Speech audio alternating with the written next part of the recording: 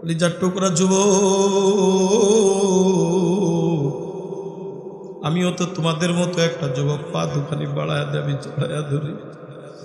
যদি বলেন হুজুর এই মজলিসের মধ্যে আমার পা জড়িয়ে ধরলে আমরা আজকের থেকে নামাজি হব, আজকের থেকে আমরা দাড়ি রাখবো, আজকের থেকে আমরা ইবাদত করব, আমি নুরানি তোর পা দুখানি জড়াইয়া ধরতে রাজি। তারপরে বলি ফের এই দুনিয়ায় যখন একবার আসছি রে বাজার, ওই যে শুরুতে আমি যেই কথাটা বলতেছিলাম, একবার যারা দুনিয়ার জমিনের ভিতরে আসছে, এই দুনিয়ার থেকে বিদায় নেওয়া যাওয়া লাগবে।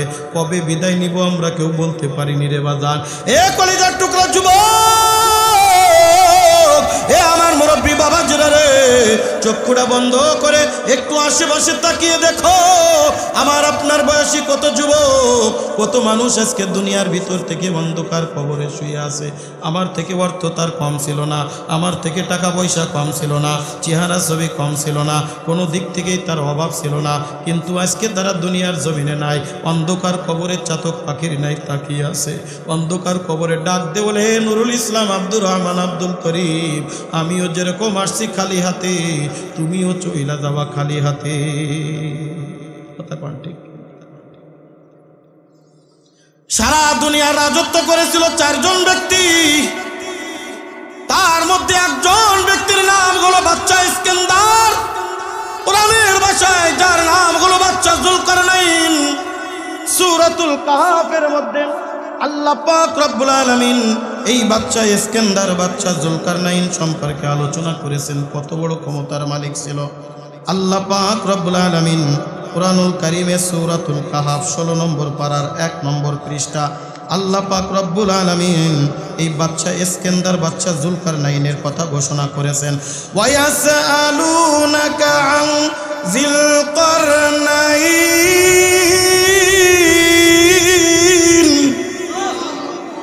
কুল সাতুলু আলাইকুম মিনহু যিকরা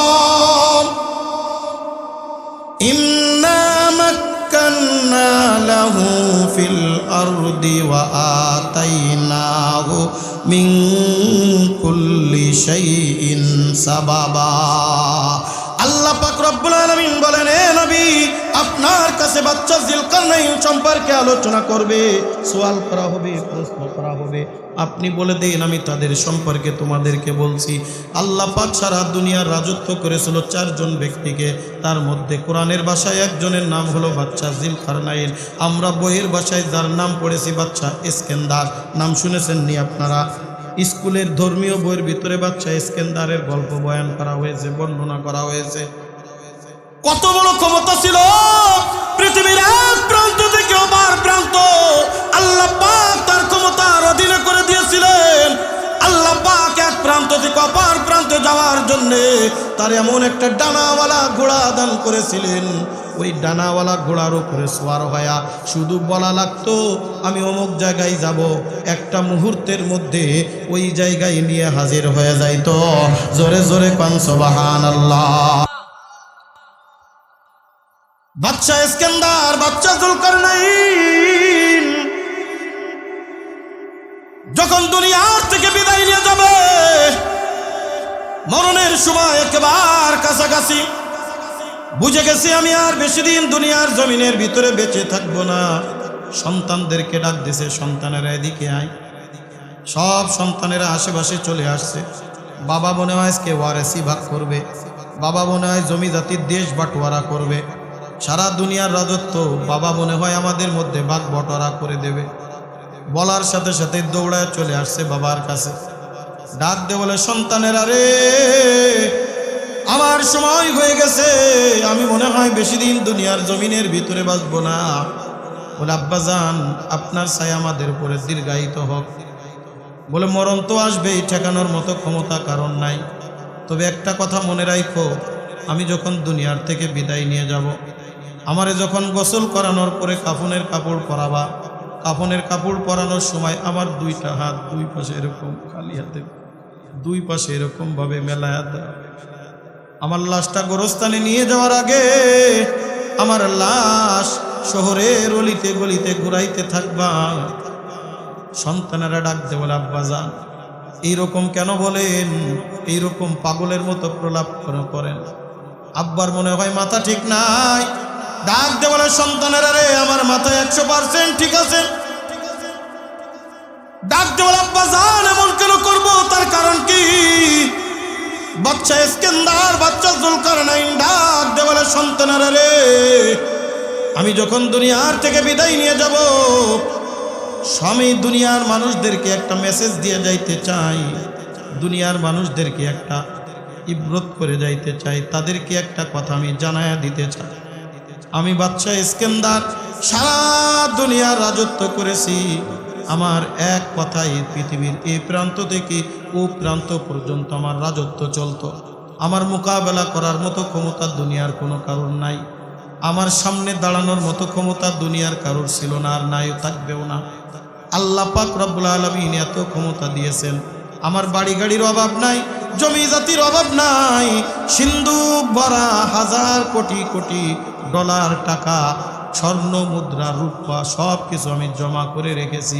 দুনিয়ার মানুষদেরকে আমি একটা মেসেজ দিয়ে যাইতে চাই, এ দুনিয়ার মানুষ শুনো, এত রাজত্ব থাকার পরেও, এত ধন দৌলত থাকার পরেও আমি বাদশা ইস্কেন্দার, বাদশা জুলকারনাইন কিছুই তো নিয়ে যাইতে পারি নাই। এই যে দেখো, খালি হাতে অন্ধকার কবরের দিকে রওনা দিয়া যাচ্ছি। মাউতু কাসিন কুল্লু নাসিন শারিবো, কবরু বাইতিন কুল্লু নাসিন দাখিলো, কবরু বাইতিন কুল্লু নাসিন দাখিলো।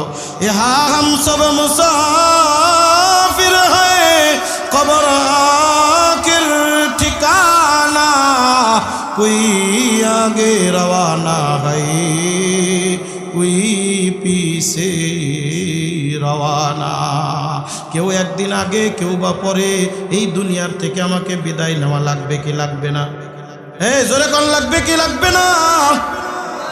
এ আমার মুরব্বি বাজান, আমি আর বেশিক্ষণ আপনাদেরকে বিরক্ত করব না, রাত 12টা বেজে গেছে, আমি আর আপনাদেরকে বেশি কষ্ট দিব না। এ আমার কলিজার টুকরা যুবক রে, এ আমার মুরব্বী বাবাজিরা, পর্দার অন্তরালের মাগু, হাতে পায়ে দৌড় কইরা যাই। এই কারণে দুনিয়ার জমিনের মধ্যে আমিও থাকবো না, তুমিও থাকবা না। কেউ তো দুনিয়ার জমিনে আমরা থাকার জন্য আসি নাই, কেউ একদিন না একদিন দুনিয়ার থেকে আমিও বিদায় নিব, তুমিও বিদায় নিবা। কি নিয়া মাওলার কবরের দিকে রওনা দিচ্ছ রে বাজান?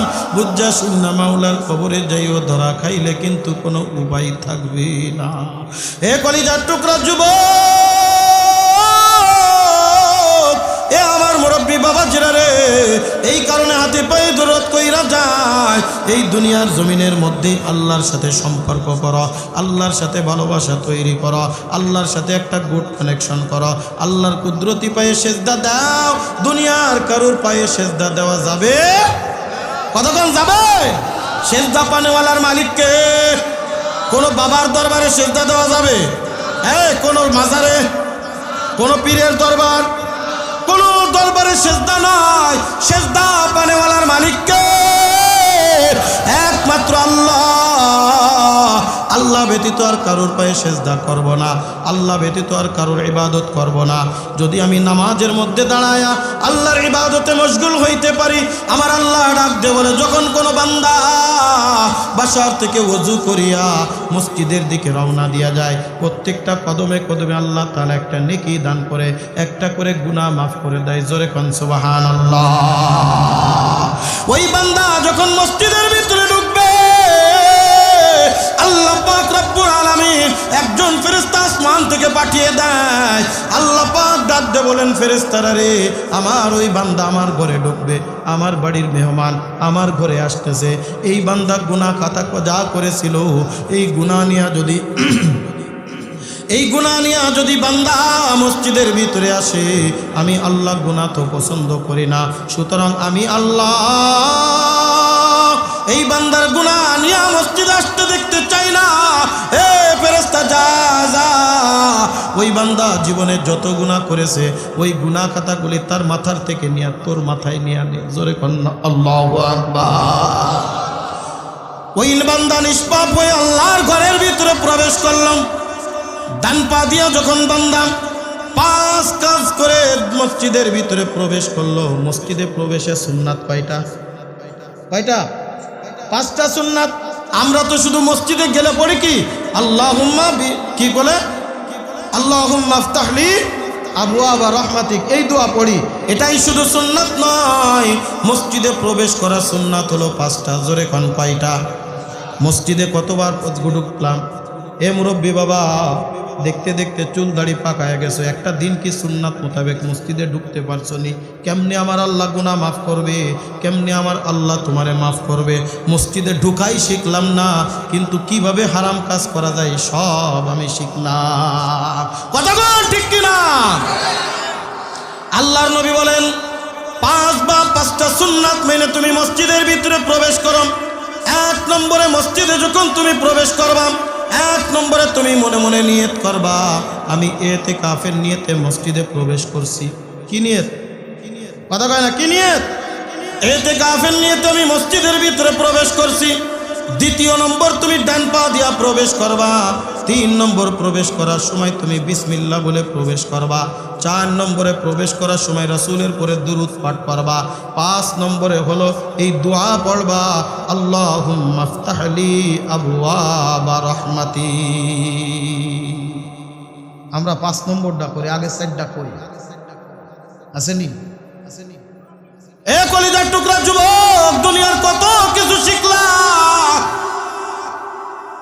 দুনিয়ার কত কিছু তোমার আয়ত্তে। আল্লাহর ঘরে কেমনে যাব এটাই আমি আপনি জানি না। এই কারণে ফুকায়ে ইকরাম, মুরব্বিয়ানে ইজাম, যারা উলামায়ে কাদিম, বুজুর্গ উলামায়ে ইকরাম একটা সুন্দর সূরাত করেছেন। একটা যেহেতু নিজের মনের ব্যাপার, মসজিদে যখনই আমি ঢুকবো নিয়ত করব ইতিকাফের নিয়তে। এই অবস্থায় যদি আমি দুনিয়ার থেকে বিদায় নিয়ে যাই, আল্লাহর নবী বলেন ইতিকাফ অবস্থায় যদি কোনো ব্যক্তি দুনিয়ার থেকে বিদায় নাই, শাহাদাতের মর্যাদা নিয়ে দুনিয়ার থেকে বিদায় নিবে। মনে মনে নিয়ত করে এবার দোয়া পড়বেন বিসমিল্লাহি ওয়াসসালাতু ওয়াসসালামু আলা রাসূলিল্লাহ। পড়েন বিসমিল্লাহি, এই জোরে পড়েন না, বিসমিল্লাহি ওয়াসসালাতু ওয়াসসালামু আলা রাসূলিল্লাহ আল্লাহুম্মা ইফতাহলি আবওয়াবা রাহমাতিক। বিসমিল্লাহ হইছে কি হয় নাই? হ্যাঁ, বিসমিল্লাহ পড়লাম না? বিসমিল্লাহি মানে কি? বিসমিল্লাহ পড়লাম, ওয়াসসালাতু ওয়াসসালামু আলা রাসূলিল্লাহ, তার মানে রাসূলের পরে দুরূদ পাঠ করলাম। 5 নম্বর যেটা ছিল দোয়া পড়া আল্লাহুম্মা ইফতাহলি আবওয়াবা রাহমাতিক। তাহলে মসজিদে প্রবেশ করার দোয়া কি শুধু আল্লাহুম্মা না আগেতে আছে? মুখস্থ করবেন ইনশাআল্লাহ। মসজিদের ইমামকে মসজিদ আশেপাশে মাশাআল্লাহ আলহামদুলিল্লাহ আমার মুরব্বী বাবা, মসজিদের ইমামের কাছ থেকে না পারলে শিখে নেবেন বিসমিল্লাহি ওয়াসসালাতু ওয়াসসালামু আলা রাসূলিল্লাহ আল্লাহুম্মা ইফতাহলি আবওয়াবা রাহমাতিক বলে ডান পা দিয়া মসজিদের ভিতরে ঢুকবেন। আল্লাহর নবী বলেন নিষ্পাপ বান্দা হইয়া ওই বান্দা মসজিদের ভিতরে প্রবেশ করলো।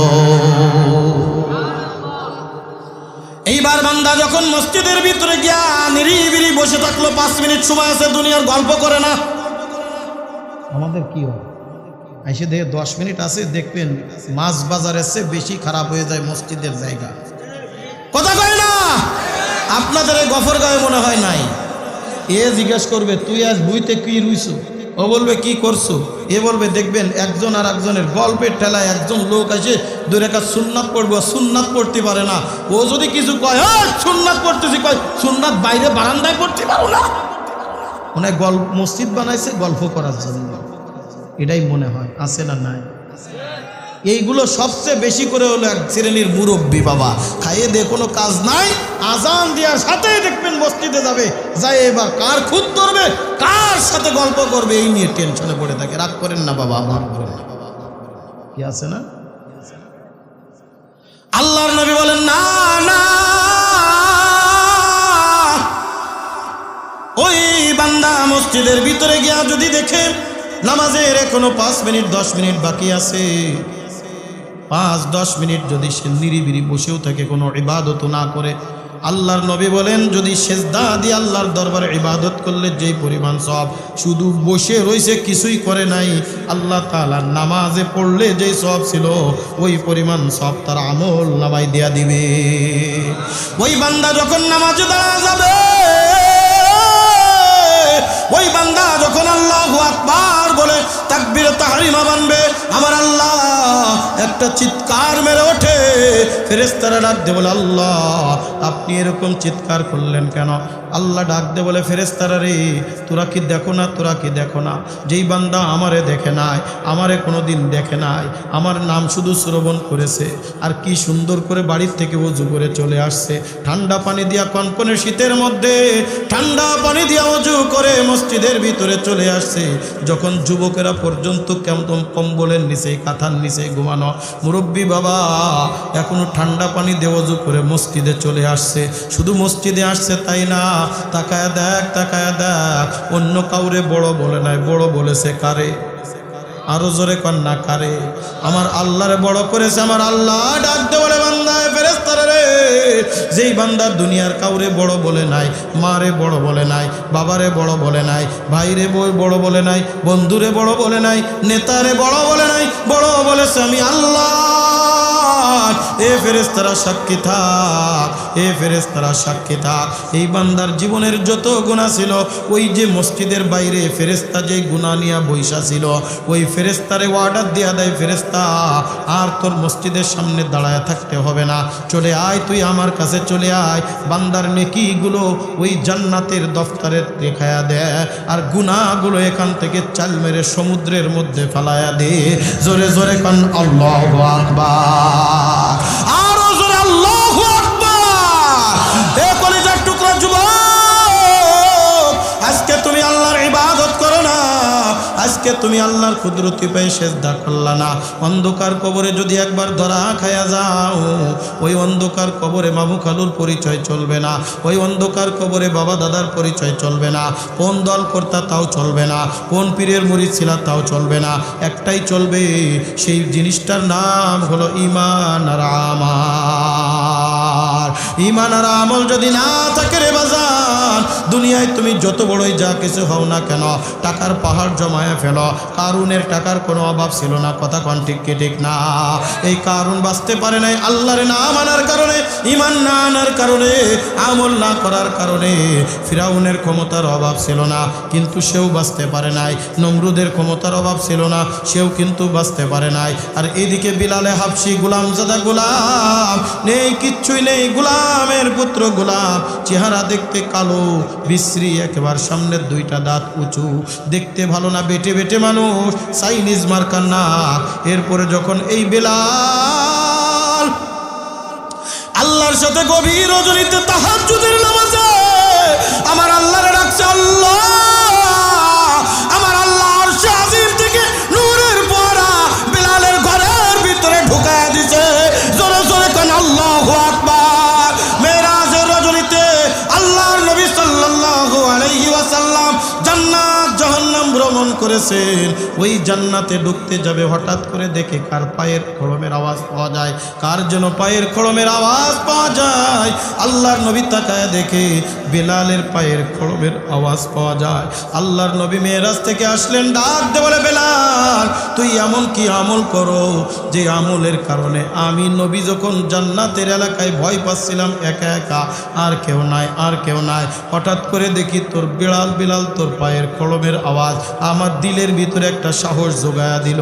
আমার আগেই তোরকে আল্লাহ তাআলা কুদরতিভাবে জান্নাতের ভিতরে দিয়া দিছে।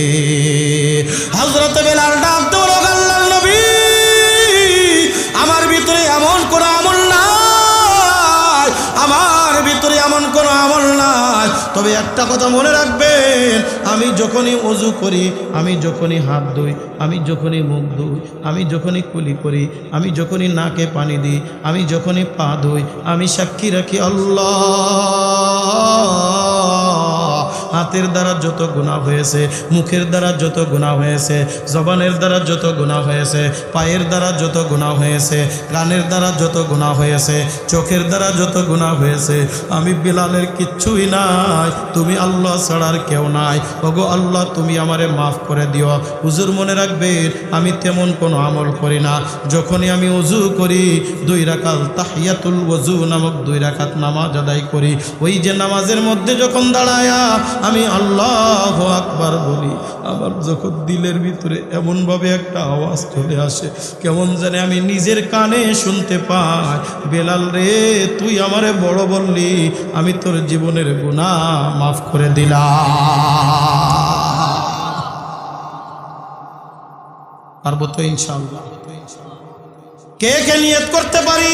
এ কলিজার টুকরা যুবক, ও আমার মুরব্বী বাবাজি রে, কে কে নিয়ত করতে পারি আজকের এই মাহফিল থেকে এমন একজন যুবক, 2 জন যুবক একটু দাঁড়ায় যাও। হুজুর আজ থেকে ইচ্ছাকৃতভাবে বিনা ওজরে নামাজ কাজা করব না। দাঁড়াও, একটু দাঁড়াও, দাঁড়াও। এ মুরব্বী বাবা, কে কে নিয়ত করতে পারো হুজুর আজকের থেকে আমি নামাজ কাজা করব না? দাঁড়াও, একটু আল্লাহর দরবারে হাজিরা দাও। নিয়ত করলে গুনাহ হবে না, আমার আল্লাহ কবুল আর মঞ্জুর করে নেন, বলেন আমিন।